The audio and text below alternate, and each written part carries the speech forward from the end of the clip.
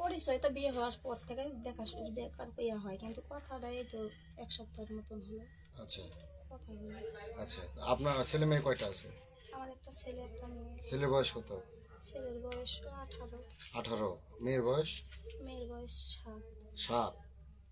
তাহলে এই কথার ছোট ও ও যেগুলো বললো সেগুলো কি সত্যি? হ্যাঁ, আপনি ডাকছেন ওকে?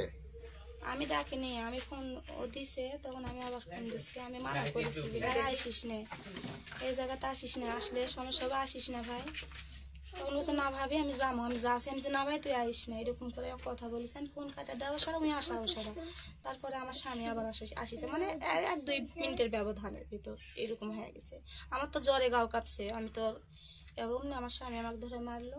তখন আমার মারা দেখে উনি আবার আসলো, আসে ওকে ধরিছে যে মারো না, যে কোনো একটা ফয়সালা করা হোক। তাহলে আমি তাও বলেছি আমি ভুল করে ফেলছি, আমাকে এরকম করো না, শুনলে না। এখন আপনি কি চাচ্ছেন এখন? এখন আমি যাচ্ছি এনার সাথে যাবো। এনার সাথে যাবেন? হ্যাঁ, এই তো আপনার চেয়ে বয়স অনেক ছোট। ছোট হলে কিছু করার নেই। আপনার বয়স কত এখন?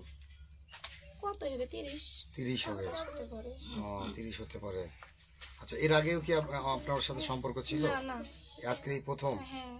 শারীরিক সম্পর্ক ছিল না কি? না না। আজকে এই কালকেই প্রথম হয়েছে? না হয়নি। শারীরিক সম্পর্ক হয়নি? না না, ওগুলো কিছু না, তাসই তো হয় না আমাদের সাথে। আচ্ছা, ট্রান্স হয়নি তো আপনি বিয়ে করতে চাচ্ছেন কেন? এখন আমার এই সংসারটা আমাকে এখানে আমার স্বামী যে আমাকে ভাত দিবে না, ডিভোর্স দিবে জি, তাহলে আমি কি করবো বলেন? আমার মাথার উপর কেউ নাই, আমি একটা এতিম মানুষ। আচ্ছা, আমার স্বামী এখন আমাকে এই ভাতই দিবে না, মানে থুবেই না, এক কথা। তাহলে সেটা আগে আপনার ভাবা উচিত ছিল। ওটাই তো আমার ভুল, ভুলটা তো আমার ওই জায়গাতেই। রাতে জ্বরের ওষুধ যখন চাইছেন তখন আপনার না আমি চাইনি ওষুধ, আমি চাইনি। তো এই আমি ওষুধ খাসি, আমার এখানে ওষুধ আছে, এই যে আমি ওষুধ দোকানে থেকে আনা খাসি। আমি বলছি ভাই আমি ওষুধ খাসি, তো বলছে না ভাবে তোমার জ্বর ছাড়েনি, রোজা কেন থাকবে নি, আমি ওষুধ লিয়ে দিই। আমি বলছি, না আমার লাগবে না, আমি এন করে তক্ক করছি মোবাইলও, তক্ক করা ফোন কাটা দেওয়া সারা উনি আসিছে, অমনি আমার বাড়ি এলা আইছে। আমার কথা বলার কেউ সুযোগই দেয়নি, আমার কোনো কথা বলার সুযোগ দেয়নি।